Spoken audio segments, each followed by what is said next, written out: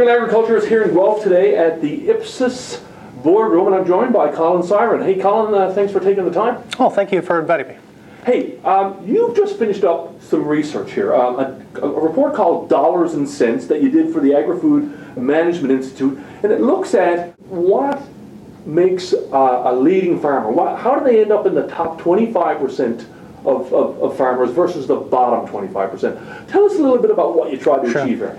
Yeah, no, so what we did was we wanted to conduct a national study to be able to establish a statistical linkage. We wanted to basically prove that these kinds of best management practices, the plant business management practices, matter. So what we did was we national study, all provinces were represented, all major farm types across Canada, full range of sizes of farms as well. The study was about a 20-minute survey that was done online, and we were able to then ask people, first of all, some financial information about their farm that allowed us to run some ratios, which we'll get into in a minute or two. And based on that, also their adoption, so the degree to which they had adopted specific practices. Based on that, we were able to identify that there are some that actually do have a statistical relationship in terms of being drivers of farm financial success, or things that are going to drive farmers to be in that top 25%, regardless of size or operation type, in terms of being the most successful farmers of their type. Now let's take a look at these drivers. First one on your list was return on assets.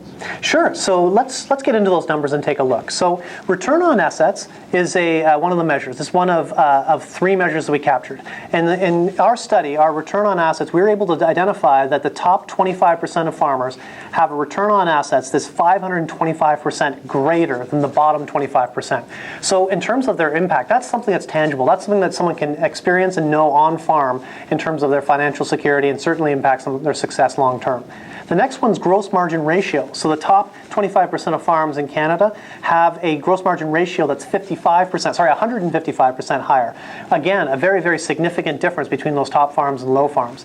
And finally, the asset turnover level was 100% higher among the top 25% of farms in Canada. So again, very, very significant financial difference in terms of understanding the two groups. You also identified a number of key business management activities that these farmers who end up in the top 25% tend to do more than the bottom 25%.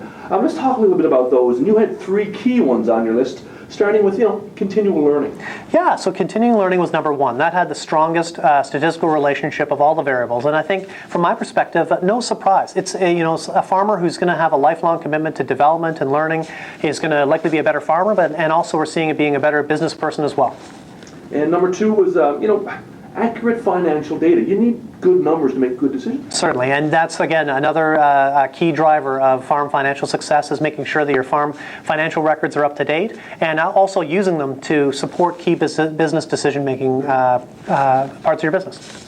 And really, I guess the last one I want to talk a little bit about is actually building a business team. You need good advisors. That's right, and so that was the third strongest driver of farm financial success. And so those that are able to acknowledge the spots where they need some help and could use some supports of some experts, drawing in that assistance is going to have a significant impact on your farm financial success.